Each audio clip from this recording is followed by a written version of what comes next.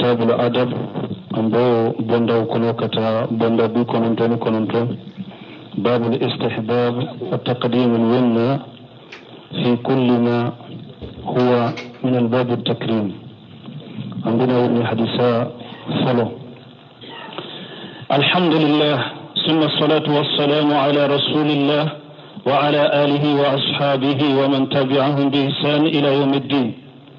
عن عائشة رضي الله عنها قالت: كان رسول الله صلى الله عليه وسلم يعجبه التيمم في شان كله في طهوره وترجله وتنقله متفق عليه. بسم الله الرحمن الرحيم، والصلاة والسلام على نبينا محمد وعلى آله وأصحابه وسلم تسليما كثيرا. سبحانك لا علم لنا إلا ما علمتنا إنك أنت العليم الحكيم. أستغفر الله الذي لا إله إلا هو الحي القيوم وأتوب إليه. اللهم انفعنا بما علمتنا وعلمنا ما ينفعنا وزدنا علما. بيتنا سوية هجرية باكلاني كمناني أني بيناني أني سبا شهر الجمادى الأولى من هجرة سانكالو دورنا بسوين يوكونونتوناي ميلاد النصارى كجاتي با فلاني مغاني كلي سانكالو تاني فلانا بسوين يوتاني سباناي مبي باكو جيكوروني غرفولا مسجد السلام كونو درس بإمامنا النووي رحمه الله وكا كتاب كونو رياض الصالحين. bonda minna ko akanu nendo ika kini mbolo de bila nyefe koye ni ko bonya kodero ko bonya lendero anye deresu temene anye ayaw ni hadisa udo kala bi hadisa min kala nanka anni Aisha radhiyallahu anha qalati كان رسول الله صلى الله عليه وسلم يؤذبه تيمم في شان كله. أرسلنا نمبا عائشة بلو alaka je kabwama ako chide kisini nema baka ko ka damina ni kinimbolo ube ka bara keni kinimbolo bara minye bara bonyale unye ko tun kadi chide nye aka ko bela ka keni kinimbolo ube ka damina ni kininkere ko tun kadi chide nya aka ko bela fi tuhurihi aka seneyala wa tarajjulihi ani naba ka kumpenye wa tanaulihi ani naba ka samara wudo asenna muntafaqu alayhi ni hadisa Bukhari Muslim benna hadisa inna seneya ni chide mbe saliji deta avec kini mbolo de ko numa mbolo nye folo ne abe ko de fana aba sheun ko kini she abe folo de ko numa shenye minye tiro fulaye ulu togo de ko sufe kele bolo fula de be ulu ke nyogon fe ni be tilo fula salo ni bolo fula de ate fo ni yero la ko ika damina ni ikinin tilo e parce que den ka hadisa sabatira al uzunaini min ar-ras tilo fula be konte kunkolo de la ni kunkolo salu de ibi bolo fula ke kay tilo fula ku salo kinin bolo be do kinin tilo la numan bolo be do numan tilo la ulu be ke nyogon fede nubu ke ni bolo fula de ube ke nyogon fede ate fo yoro la ko ka damina kini tilo la mena ya soro mogomi ete se ka itulo fula salo nyogon fe ni bolo fula e darura ba e bolo kelena ebe bolo kelende ke katilo salo amba fo ka damina ni kinintulo e hadisa kono ko wa khawluha fi tarajjulu yede ni be kun penye cide na ba kunkolo penye ube na be tuluke a kunkolo la cide wakati atumbe nyanamaya komi aka wakati mogo be nyanamaya chogomide cide nyanamaya wakati mi mogo tumbu kunsigu marade ute kundi ni hijute hiju nu tara hijiro la cew bu kundi wode la ube ka kofe ube alumura cide fana tumbo chogode la anyanamaya na munun cela tumbe chogomi afana tumbo chogode la ata kunsigi tigi ata kundi fo hiju ube alumura me wakati dola ni ciden ka kunsigi janyana abe domina ka bwala kabila tilo hakela sahamatu jinehi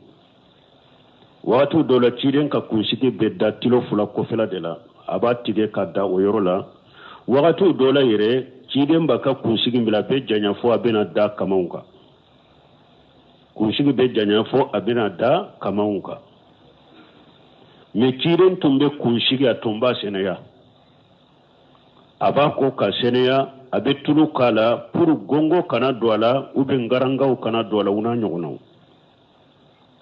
a wakati abe kunsigi marame aba koloshi ka seneya gongo kana douala munogo kana douala garangaw kana douala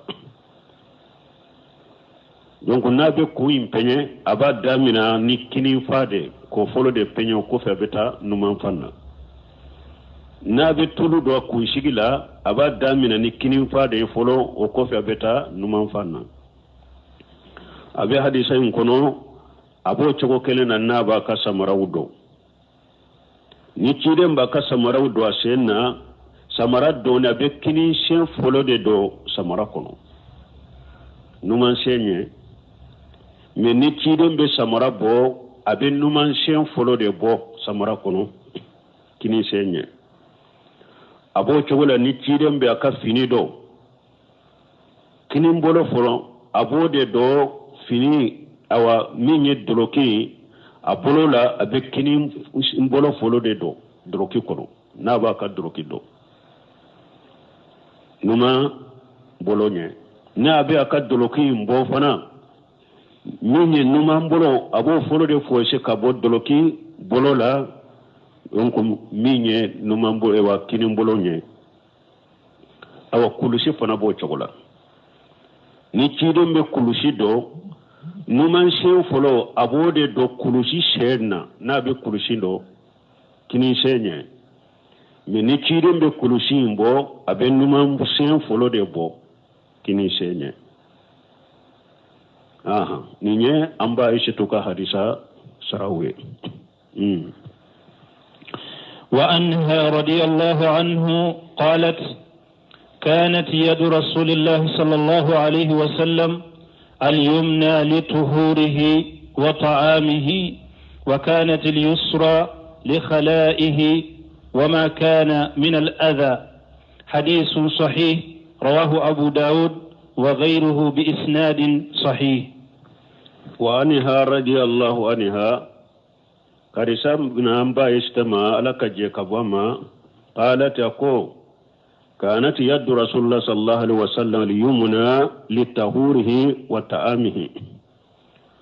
كوتشيدن ككنيمبولو تونكيرا akasene abadda mina ni kinimbolo de ani na abe dumunike ni kinimbolo de wa kanat al-yusra li khalaihi ciden kan numan kera akan nyegenta na tara nyegela ni abai ayere seniya kabo sune de lawbe banakuta abe numa mbolo de ke koke o ma kana min aja ani fengo fenyen nokode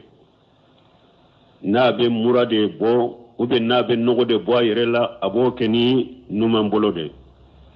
hadisu shehi wa rawahu Abu Dawuda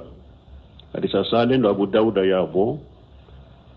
mbembalmo minye antemina yoro juman kabno shimnu kasarahu la dersu temene mantoro ko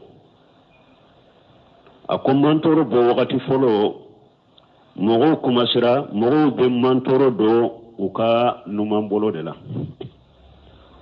ko kinin bolo bara kacha akalla maka kacha ni mantoro kera wala abese ka cinya abese ka akacinya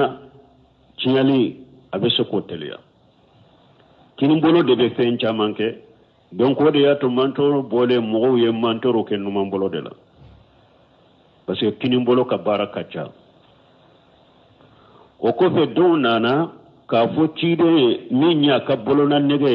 ko tumbe a kinin bolo de la ko mantoro kanka do kinin bolo de la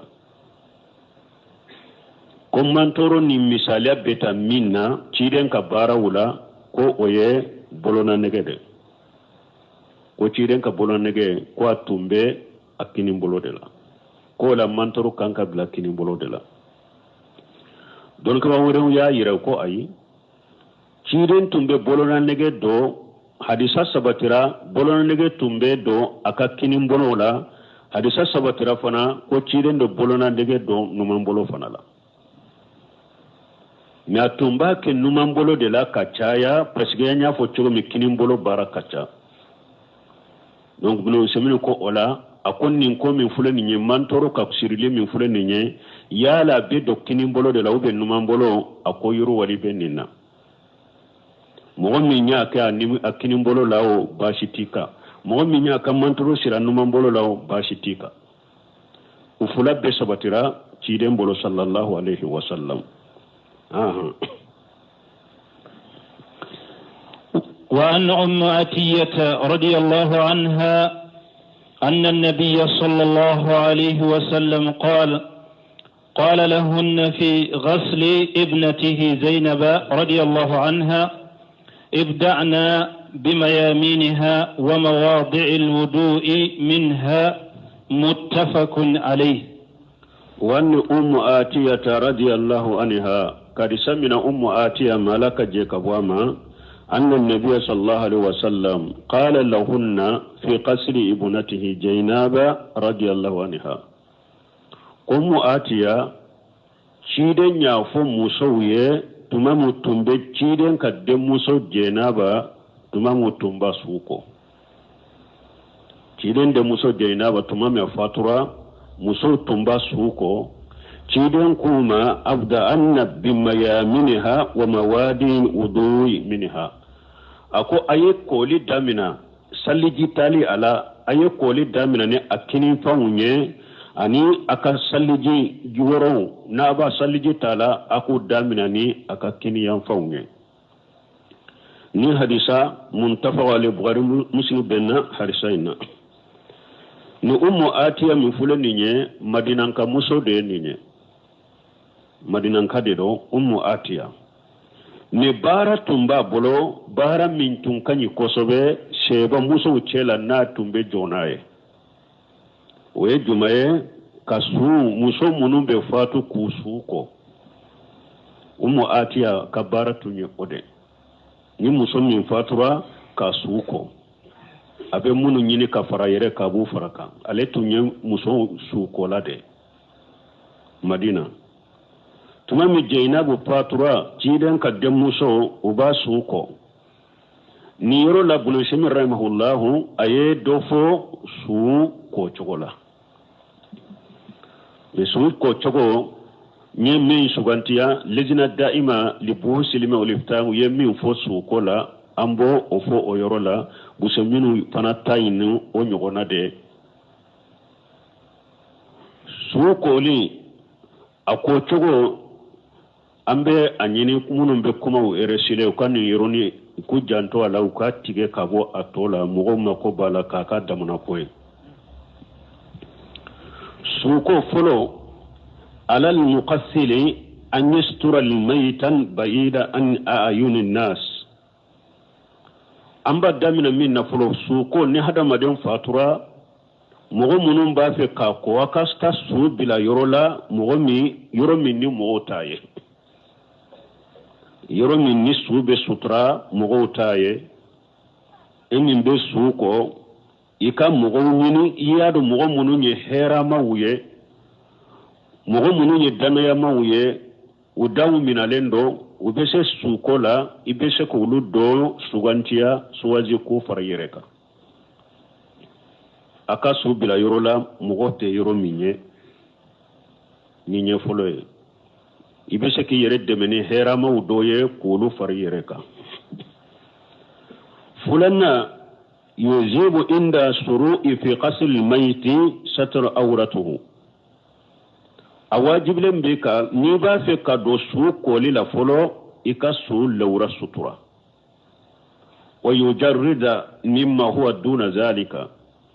ninti akal lawra ye ube su e wallan kolonya kabola ibe lawra sutura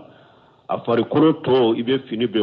bela kallan kolonya ka fari koroto be lan kolonya ka fini bo bela fo lawra yoro ce kal lawra yata ninye abara kata kumbele fulala ce ni ba ko ce ni bi nyona ce ko akal lawra ya tabara kata kumbele ni sutura mogonya kana dannin ka harawu munun ba ko anya kana da oyoro ka tugoshi men ni muso e suye muso de muso fambe de ye lawra ye fo akam masiri yoro kunkolo ani atilowu ani aka ani adisi sanfela minye abe aka kanna kolo dilo yoro me o yoro ani abolo kalaw ani ashenfaraw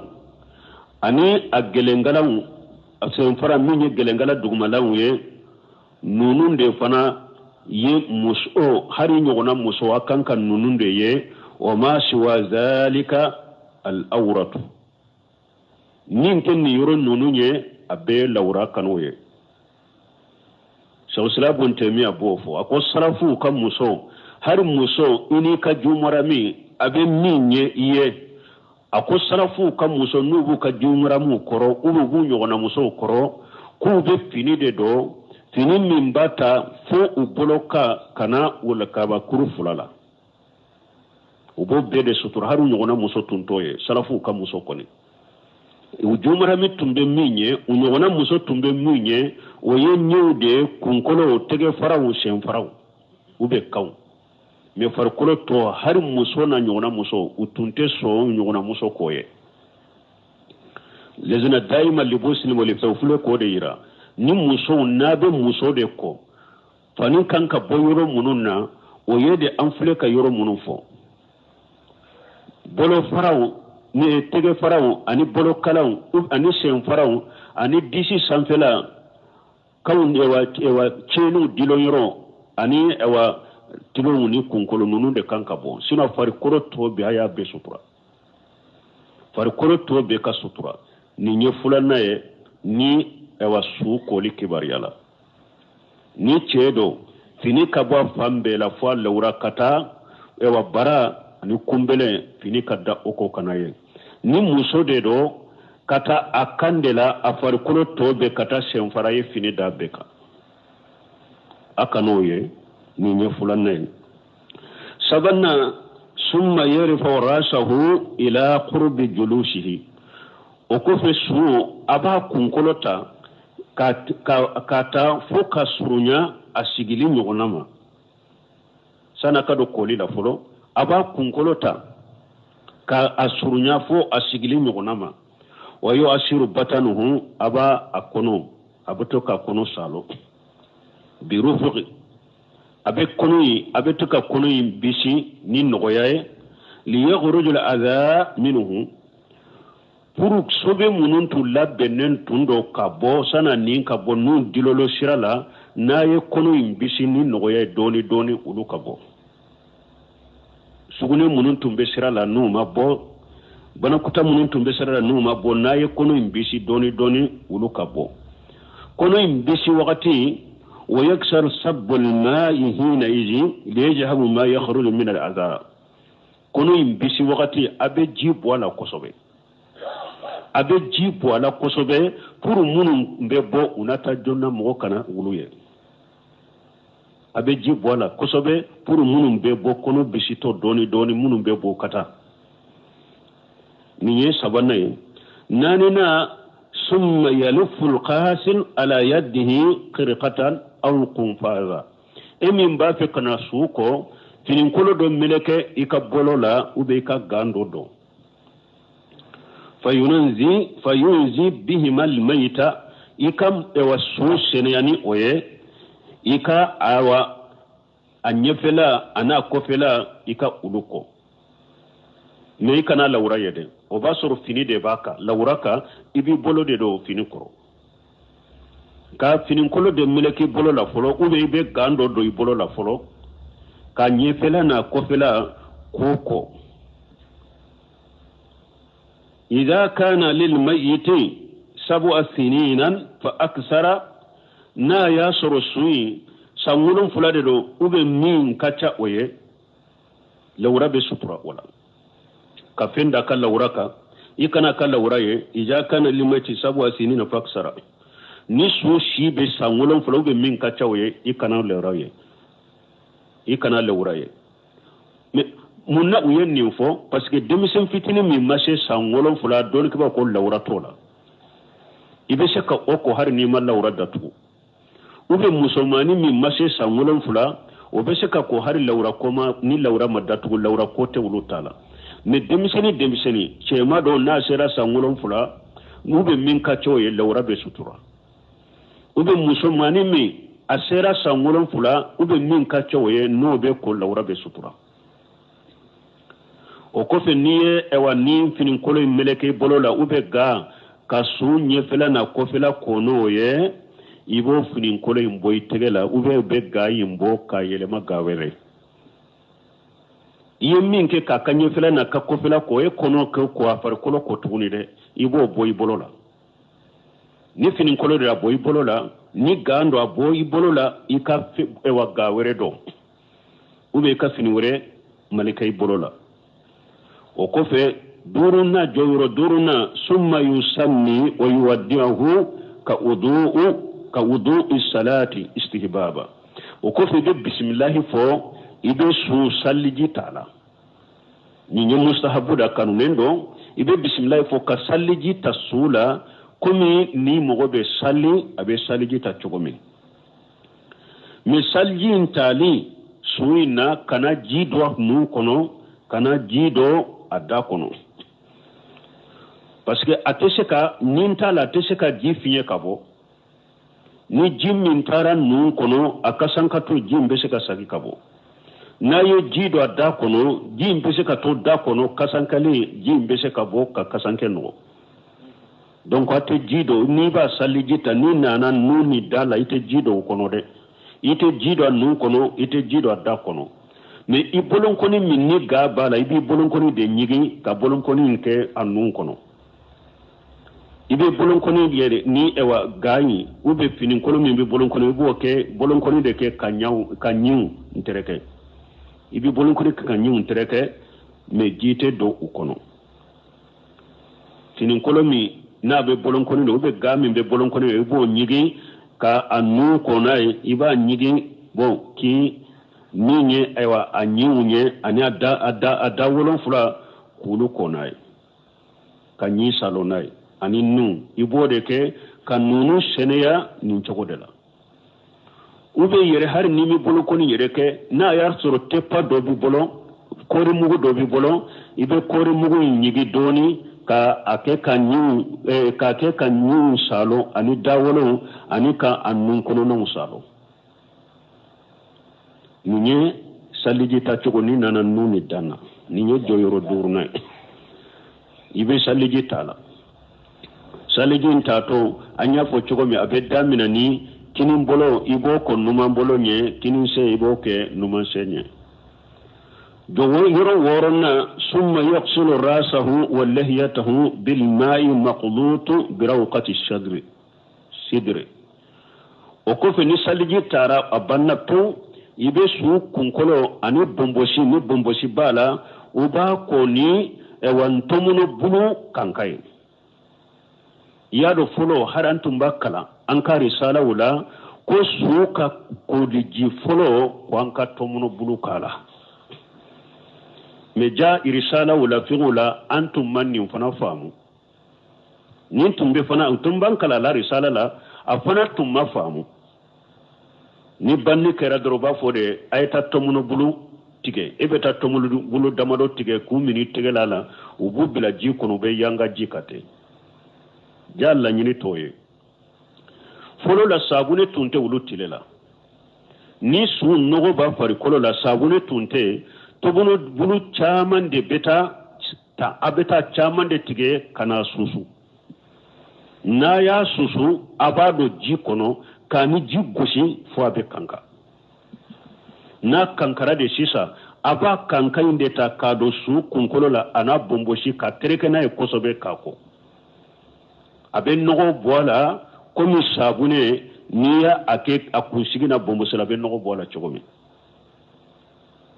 tomono bulu infana kuntunye ninde na ko su koli folo tomono ka bulu ka kala de ni chogo de lo atama de tumbe susu kado jila kani jigoshi fo abe jikanka aba kanka inta kasu kunkolo ana bomboshi ko ko naye una nyuguna na ya soro suye muso de aba kunfone na ye suye muso de muso munum bako iba kunkolo kunshigi uba foni kako okofe ka farikolo okofe farikolo shu farikolo tobe aba be koni tomuno bulu ni akankai na ye kunshigi ani bomboshi kona ye ni chokola ni muso de abe kunshigi aba kui tunu manu munu bono akono abu foni aba kunkolo shigi foni na ya foni aba fana koni tomuno bulu ni kankai nye tomuno kankai nye bulu ni kankai nye na ye kunkolo koni ni chokola okofe abe farikolo to fana beko ni tomuno bulu kankai nye abe farikolo fana beko nai koli folola bo sisa don kiba ko sabune munum ba umbolo ube ni senia fe wore munum ba umbolo hari namma tomono bulu in kala sawlu wasara uli tomono bulu parasita wulu wasara ni ye joyoro woro nay joyoro woro fulanna summa yabda fi qasri jasad al mayt salasa muraiya an takuna al qaslat al quslat watra okofe joyoro woro fulanna farikolo suka farikolo sisa iba damina koko ni kunsigin koni chogola musodo chedo ye kunsigin foni chogola ka ewa tomoro bulunke ka farikolo to fana ko ni tomoro bulun kankae donc ibe su farikolo ibe ato koli damina ka ke sinya saba iba ko sinya saba ni ba ko kinin kere iba damina node komi chire nya fo hadisa la chogomi akera chede ni abena kolira kunkolo kora aba fe kana farikolo to ko aya damina ni kinin kere folo ko folo ko fe abena numan kolo ko fe farikolo to be ko ni muso de do nabe muso ko kunshigi mfoninen ko fe ko kaje nabe do farikolo korila aya damina ni kinin kere folo nayo ko abena numan kere la o ko fe abe farikolo to be ko kolin kake sabaye aka jantola su koli koni katige nabe koli damina naba dabila nabe ba akaba wotiri dela na ya soro saba koli saba yanye saba wasara ni saba manya ya kosinya duru ni duru manya aya kosinya wolonfula ni wolonfula manya aya kosinya konondo koli koni katige akatige wotiri dela akatige wotirila ويمر في كل قصلة بيده على بطنه مراي عدم دخول الماء لجوفه او قولي كلين فلنيني an ko na nana farikolo kole la ka damina kinin kere la o kofi abina numan kere la kinin kere kole koton kana a koli kelen do wa fula do saba do koli kelen aya bolo teme konoka pour toujours fe munumbe abella maga minke fe munumbe o kabo koli kelen aya bolo teme konoka ni nogo yayi pour ko munumbe kabo aka yire kolosi fana koto ji kana do konola abo kolosi ka janto ola segina joyoro segina fa in uhtija ila aksara min salas jadan hatta yunqa ba'da sabu ni ewa anya ko chogo mi sabamanye ama suko kaje aye do fara sabaka aye do fara koli sabaka tanke na hata gilen bara harbi do ka fara koli ka aye do fara sabaka fokata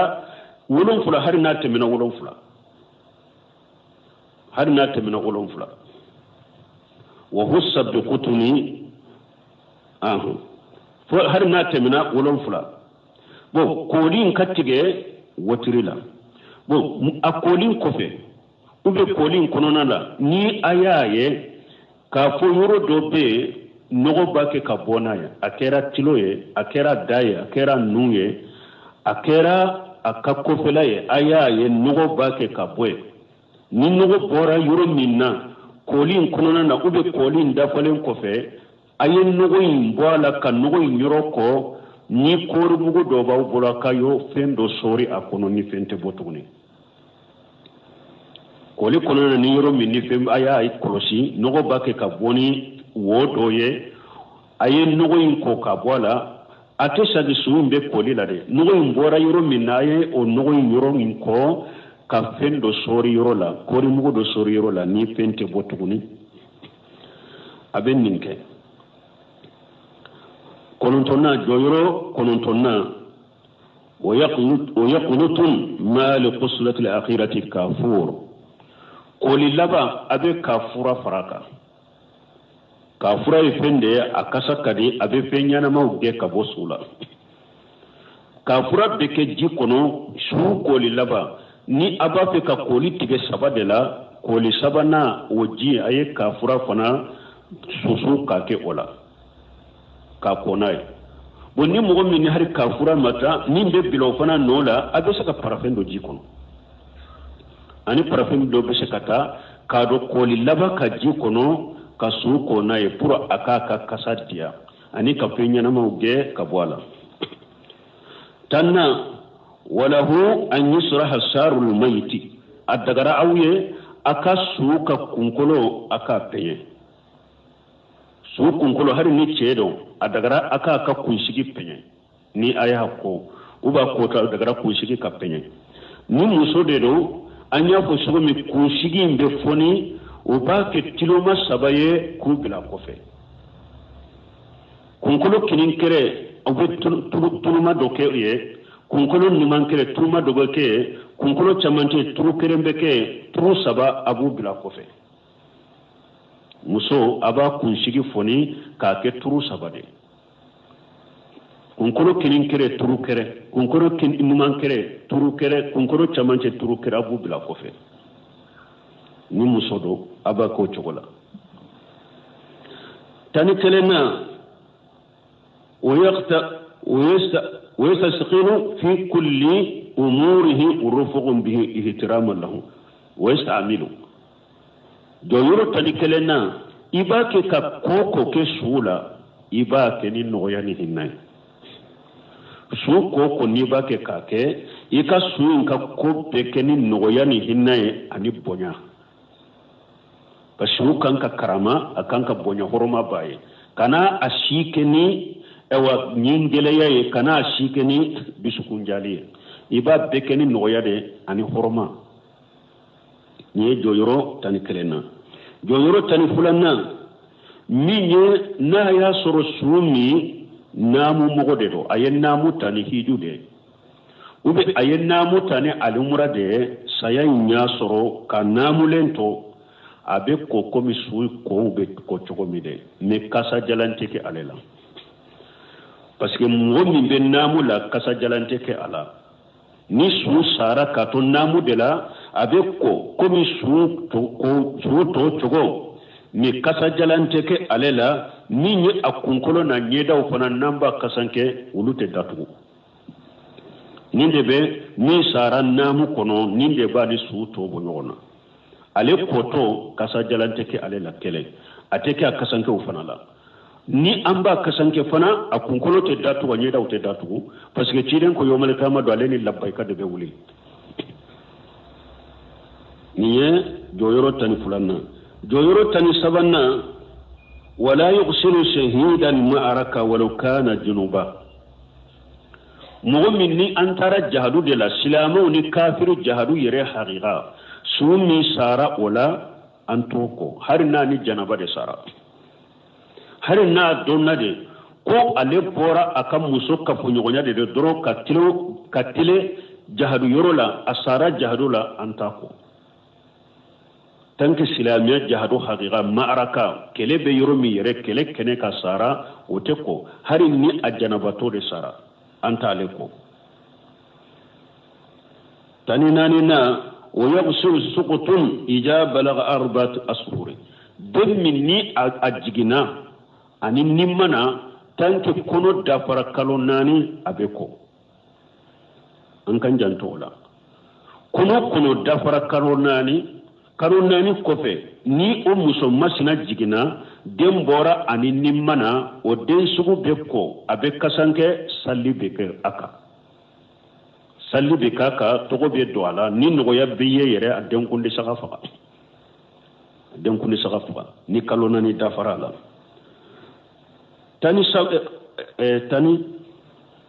tani nana nyore fo min ni mana tani duruna sita wastahabu liman qasalahu an yaqtashilu akanu nendo ni mo min yesu ko e yere katako ni ko yorobe katiko yere katiko ne wote wajibe mustahabu do min yesu ko iko ni ko yorobi bolo yere kiko don ko fana na faye munye ko parce que su ko to faru fa do besheke esoro su ko to su yeto na ko to faru fa do besheke esoro ni tara ko koli mfana bo faru fa imba kwa kanunendo ni yesu ko yere katako donc min yafata walladina daima libusilmi waliftai uyuni ninka suko chogola uyemmi fuala uyemninde donc nin fana jankato nina nunun done kofe suko lite fengore yow I jafar yadro mo bise ki yere ko nunun ko chogo min fulen ni nyomu sahabu de sunu wajibi ko ne minye far kolo ka ko ka jedro farikolo kaje ka ko kaje no munun bala dro ka bola dro wajibi yode nunu nya mustahabu lamade donc wibe se mo be se ki yere ko ube mo be janaba ko ni che ka fu nyoyo ko be che ni muso ka fu na ube janaba ko togo mi de su ko bo togo de la awa su ko anya fo togo mi che u de be che ko muso de be muso ko che te muso te che su ko chemin musomin ni chemin bese ka nyogon ko che ini ka furmuso ire ka furmuso che ni ka furmuso ire ka furmuso bese ka suko muso ni te sira e yere che na fatura iba suko dele abe nimbela Ali ibn Abi Talib ayere de ya afurmuso Fatumata ko tumamu Fatumata fatura Ali ibn Abi Talib de ya suko Asma bint Umaysh tumama Abubakar Siddiq fatura Abubakar Siddiq furmuso de Asma bint Umaysh Abubakar fatule amuso Asma bint Umaysh de ya asuko Abubakar muso de ya suko amba Aisha ko dondola sigile akoko ale fule ka ko famu chogomi ko folo la natu nu famu chogola ko mo shi tunde chiden ka suko na ka muso ute mbay shetu fanu yo fo hadisa le ko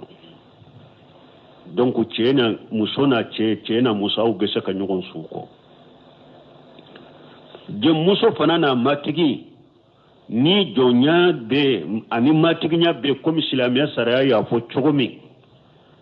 awo jo muso bese ka matigi ko matigi fana bese ka jo muso minni abaje nyogonya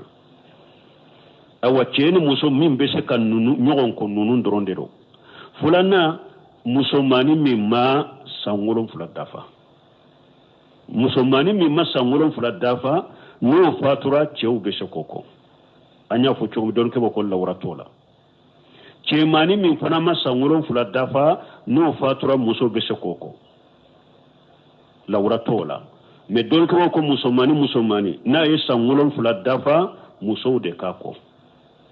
cemani na yi sangulan fula dafa cewo kako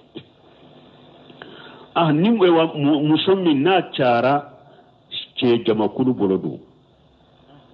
musotte min ba ko be ke cogodi fuka hawye min fo wala amba tayammamude anta ko ambe tayammamude ke tege fara fula ni nyeda la dro ni ce fana fatura muso jama kulu bolo afur musotte min be se kako don ke ba ko ku ka tayammamude ka tayammamuke atege fara fula la ani anyedaw ka kasanke mi utako awa hari idde muso ite se ka ko de mo te se ki idde muso ko de kana magala kana ko ce ite se ki ba ko de muso ite se ki fa ko anya fo chugomi muso ni ce ka nyogon ko koni furu muso anya furu ce ube jom muso na matigi abana donc wala silamo ce maw ninye ewa sukoye aya kala kanyedo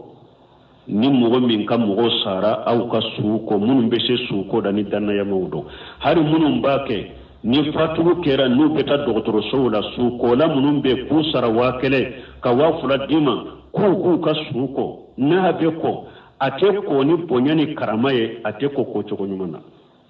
ulu be fani de bala ka be waraka ka kulugututa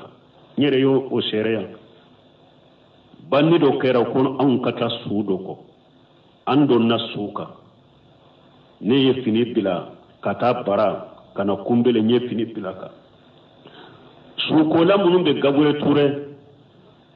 suko la munum be dotoro soina atigi tara wakele nduma ku kana ndeme unana doro ye fini de takuba fili ka bola enko be munke ko an kan ni bola ko abe bola chugo enko be suko chugo de la abin ni tola da Allah wurin kana bo ulu bi kurugutu de da kafini be boyla kiko e pinye munye chewo be musoko e pillamu de ku bolo be siso o ko muso kun sigi ka foni min kede na kun ndigilende do o be lamu de ke ka kun di sinya kele o be siso ke ka betige ka bola nunu ni para ubelebele bade silama jamana ko jamana in kono nyaka nyine nunu na cewo ko ni suko la kacha kulula alhamdulillah me ambalima muso aya janton ni yorola ajja ka farnya suko la kasur aula na balima muso balima silama min sara ce kanata o suko ce kanata tilonke keno ce kanata o suko aka jafarnya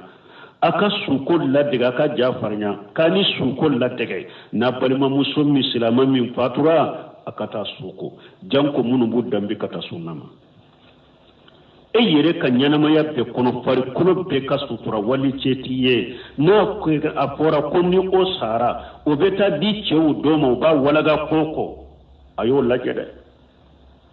muso waye jati minaken ninka kosoba kanni laje suko la kachaya awula ajaw ka farnya aka yere ni suko la dege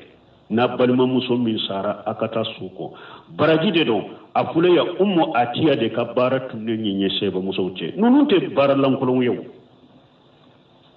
ko kera suko la fanade nununte baram amalun jalilatu bunu semin yode fa ko tumbe bara nyuma bele badila seba muso ni nyogonche aka baratu ne suko nunune bara nyuma bele bawde bara ni ten nunu nyede donc muso ate muso korbayala parce que an ka si sote fule sisa ni banni kera muso korbaw de be nyini ko ate muso korbaw do nyini ukako muso korba ko te wuyo koroya tola pentola tanke e hakili sigile ne dro bagul baligu yale ne dro be suko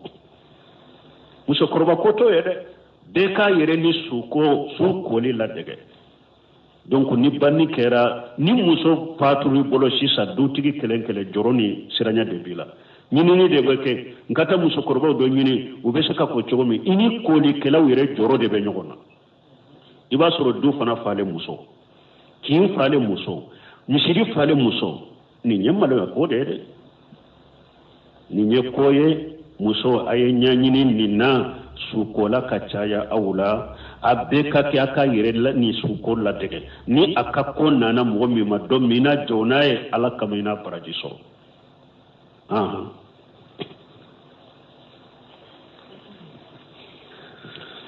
وعن أبي هريرة رضي الله عنه أن رسول الله صلى الله عليه وسلم قال إذا انتعل أحدكم فليبدأ باليمنى وإذا نزأ فليبدأ بشماله لتكن اليمنى أولهما تنعل وآخرهما تنزأ متفق عليه. وأن أبي هريرة رضي الله عنه قال سمع أبي هريرة ملك جيك أبواما أن رسول الله صلى الله عليه وسلم قال قولك تشيري كسن نما باكا كو إذا انت على أحدكم فليبدأ باليمنى تشيري كنا دولا كلني بك سمرا ودو أدامنا نكنين شين دي إكودو سمرا كنو وإذا نجا فليبدأ بالشمال نيبي كسمراو بو أبولي دامنا ني نمان شين فلو دي بو سمرا كنو لتكون اليمنى أولهما تنعلو فلو من بدو سمرا كنو هناك كنيسة وآخرهما تنزو فلو نيبو بوفنا nimbe laba boli be laba minna anake kinimu she mana ni samara ubedo adamina ni kinishe de puru doli ka damina ni kinishe boli kalaba kinishe la ni hadisa muntafaq alayhi buhari muslim benna hadisa kono ni fure buhari muslimi hanina ni kani hadisa bo be kabbe asahadila silama kilen kile ki yere jatemina nimbara bewa kadogambulo ewa nimbara kilen kile kona pulete bunu seminu ka kuma baka nimbara kilen kile fulete de ko nuko ala de ko akake ko nuko chidendo ko akake kana kete de aketo fana ko damado daminaye ko damado jateminaye folo aketo dusukun kala simben ninke ala de kama ka baraji de nyina fulanna ciden ka nyamare ka keto anganyai dusukun kono ka do konfule ka ciden ka kuma dode barake mbake ka barake ni ciden ka nyamare kando de mbake ka barake ni ciden ka kuma dode sabanna ciden ka nyamare ka ube ala ka nyamare ka keto aketo akatna yika hakili kono ka damtigala kombe ninke baraji nyini de kama lagara latinsa har mo min be ninya markan ni sunna o ken nin ko sube idusukun be panunu na keto nunun tena dusukun kono wo fonni be kana dusukun kono de baraji da falen be sor odela folo akeni dusukun kalasi folo na jate min folo ka ciden ka nyamar kando de bato ciden ka nyamar kando ba folo ko ode bato sabanna ado mbake ka bato min ken ni nyala bin sarala de mbake baraji ni de kama ala bin sarala yo nyamar kaun keto hakili ka jiginuna ewa an kan janto ciren ka sunna wala fana balimo min ni ewa ni silama chamanye balaw min be silamo kabbi silamo billa melikenu tiroye kala jeli kenu nyaaye kafiru katabonu ka fofota unu ketado kateliya kunu de ladege kunno mina kateme qur'ana ni sunnaka silama chama do be silamo do be ni dugu jera sogoma jonna ba damina minna folo nka franchi ka arjo so daile folo ube kibariya min fo nodo nka journali laje folo kibariya min be jiya kono nodo tilo be jokulu de lame nyaw be choro ulu de la nuye min fu ye minke silama chama nyere be ulu de nomina me minye qur'ana ye tiden ka sunna atisege filola hari ni mo minyo o chayaka ciden ko nin kake ciden ko nin aka mise sa aka ko ka aka mise ako an ka ewa shigi an shigira ako an ka da andara ako te an to fo kan fufu ni mimbe adabu fo de ninde be fo ewa mo sito fo kafiru to fo yere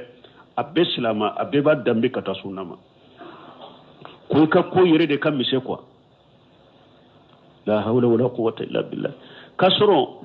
harbi wallahi français do yo kuma do fonya ka kuma ndo nandu sukun kono do de kwama ko ewa aka fere ke ne ka français kan kala konte français kan de do ako akon kana hari nyere sege ko be français kala ako français ni arabu abe komi sanni dugu arabu kan kausa français kan nyere sege ka français kala ako français mani de ako niye français jate mina ko arabu tarani faamfai silamiya tarani faamfai ako nuba kontere deta ako amisaliya minake ako arabu sebeli beta kinindela katanuma ako français haru ka sebeli bata numandela kata kini la hawla wala quwwata illa billah français de ninfo ko français mani de ako français ye arabu de laje arabu be fengo fenke wulu tara kontere de la